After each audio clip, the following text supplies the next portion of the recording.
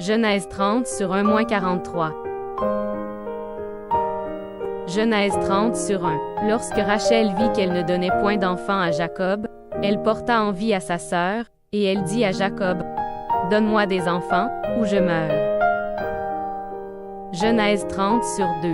La colère de Jacob s'enflamma contre Rachel, et il dit, « Suis-je à la place de Dieu, qui t'empêche d'être féconde? » Genèse 30 sur 3. Elle dit, « Voici ma servante Bila. Va vers elle, qu'elle enfante sur mes genoux, et que par elle j'ai aussi des fils. » Genèse 30 sur 4. Et elle lui donna pour femme Bila, sa servante, et Jacob alla vers elle. Genèse 30 sur 5. Bila devint enceinte, et enfanta un fils à Jacob. Genèse 30 sur 6. Rachel dit, « Dieu m'a rendu justice, il a entendu ma voix, et il m'a donné un fils. » C'est pourquoi elle l'appela du nom de Dan. Genèse 30 sur 7. Bila, servante de Rachel, devint encore enceinte, et enfanta un second fils à Jacob. Genèse 30 sur 8. Rachel dit, « J'ai lutté divinement contre ma sœur, et j'ai vaincu. » Et elle l'appela du nom de Nephtali. Genèse 30 sur 9. Léa, voyant qu'elle avait cessé d'enfanter, prit Zilpa, sa servante, et la donna pour femme à Jacob. Genèse 30 sur 10. Zilpa, servante de Léa, enfanta un fils à Jacob. Genèse 30 sur 11. Léa dit, « Quel bonheur! » Et elle l'appela du nom de Gad. Genèse 30 sur 12. Zilpa, servante de Léa, enfanta un second fils à Jacob. Genèse 30 sur 13. Léa dit, « Que je suis heureux, car les filles me diront heureux. » Et elle l'appela du nom d'Ézer. Genèse 30 sur 14. Ruben sortit au temps de la moisson des blés, et trouva des mandragores dans les champs. Il les apporta à Léa, sa mère. Alors Rachel dit à Léa, « Donne-moi, je te prie, des mandragores de ton fils. » Genèse 30 sur 15. Elle lui répondit, « Est-ce peu que tu aies pris mon mari, pour que tu prennes aussi les mandragores de mon fils? » Et Rachel dit, « Eh bien, il couchera avec toi cette nuit pour les mandragores de ton fils. » Genèse 30 sur 16. Le soir, comme Jacob revenait des champs, Léa sortit à sa rencontre, et dit, « C'est vers moi que tu viendras, car je t'ai acheté pour les mandragores de mon fils. » Et il coucha avec elle cette nuit. Genèse 30 sur 17. Dieu exauça Léa, qui devint enceinte, et enfanta un cinquième fils à Jacob. Genèse 30 sur 18. Léa dit, « Dieu m'a donné mon salaire parce que j'ai donné ma servante à mon mari. » Et elle l'appela du nom d'Isaacar. Genèse 30 sur 19. Léa devint encore enceinte, et enfanta un sixième fils à Jacob. Genèse 30 sur 20. Léa dit, « Dieu m'a fait un beau don.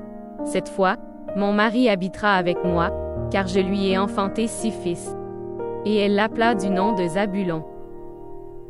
Genèse 30 sur 21. Ensuite, elle enfanta une fille, qu'elle appela du nom de Dina. Genèse 30 sur 22. Dieu se souvint de Rachel, il l'exauça, et il la rendit féconde. Genèse 30 sur 23. Elle devint enceinte, et enfanta un fils, et elle dit, « Dieu a enlevé mon opprobre. » Genèse 30 sur 24. Et elle lui donna le nom de Joseph, en disant, « Que l'Éternel m'ajoute un autre fils. » Genèse 30 sur 25.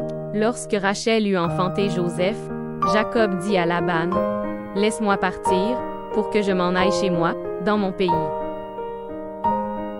Genèse 30 sur 26. Donne-moi mes femmes et mes enfants, pour lesquels je t'ai servi, et je m'en irai, car tu sais quel service j'ai fait pour toi.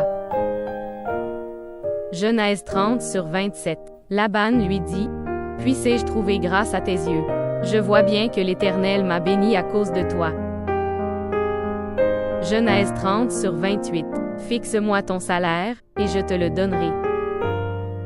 Genèse 30 sur 29. Jacob lui dit, « Tu sais comment je t'ai servi, et ce qu'est devenu ton troupeau avec moi. » Genèse 30 sur 30. Car le peu que tu avais avant moi s'est beaucoup accru, et l'Éternel t'a béni sur mes pas. Maintenant, quand travaillerai-je aussi pour ma maison? Genèse 30 sur 31. Laban dit, « Que te donnerai-je? » Et Jacob répondit, « Tu ne me donneras rien. Si tu consens à ce que je vais te dire, je ferai paître encore ton troupeau, et je le garderai. » Genèse 30 sur 32. Je parcourais aujourd'hui tout ton troupeau. Mais à part parmi les brebis tout agneau tacheté et marqueté et tout agneau noir, et parmi les chèvres tout ce qui est marqueté et tacheté. Ce sera mon salaire. Genèse 30 sur 33. Ma droiture répondra pour moi demain, quand tu viendras voir mon salaire. Tout ce qui ne sera pas tacheté et marqueté parmi les chèvres, et noir parmi les agneaux, ce sera de ma part un vol. Genèse 30 sur 34. Laban dit, « Eh bien, qu'il en soit selon ta parole. » Genèse 30 sur 35. Ce même jour, il mit à part les boucs rayés et marquetés, toutes les chèvres tachetées et marquetées, toutes celles où il y avait du blanc, et tout ce qui était noir parmi les brebis. Il les remit entre les mains de ses fils. Genèse 30 sur 36. Puis il mit l'espace de 3 journées de chemin entre lui et Jacob fit paître le reste du troupeau de Laban. Genèse 30 sur 37. Jacob prit des branches vertes de peuplier, d'amandier et de platane. Il y pela des bandes blanches, mettant à nu le blanc qui était sur les branches. Genèse 30 sur 38. Puis il plaça les branches, qu'il avait pelées, dans les auges, dans les abreuvoirs, sous les yeux des brebis qui venaient boire, pour qu'elles entrassent en chaleur en venant boire. Genèse 30 sur 39. Les brebis entraient en chaleur près des branches, et elles faisaient des petits rayés, tachetés et marquetés. Genèse 30 sur 40. Jacob séparait les agneaux, et il mettait ensemble ce qui était rayé et tout ce qui était noir dans le troupeau de Laban. Il se fit ainsi des troupeaux à part, qu'il ne réunit point au troupeau de Laban. Genèse 30 sur 41. Toutes les fois que les brebis vigoureuses entraient en chaleur, Jacob plaçait les branches dans les auges, sous les yeux des brebis, pour qu'elles entrassent en chaleur près des branches. Genèse 30 sur 42. Quand les brebis étaient chétives, il ne les plaçait point. De sorte que les chétives étaient pour Laban, et les vigoureuses pour Jacob. Genèse 30 sur 43. Cet homme devint de plus en plus riche. Il eut du menu bétail en abondance, des servantes et des serviteurs, des chameaux et des ânes.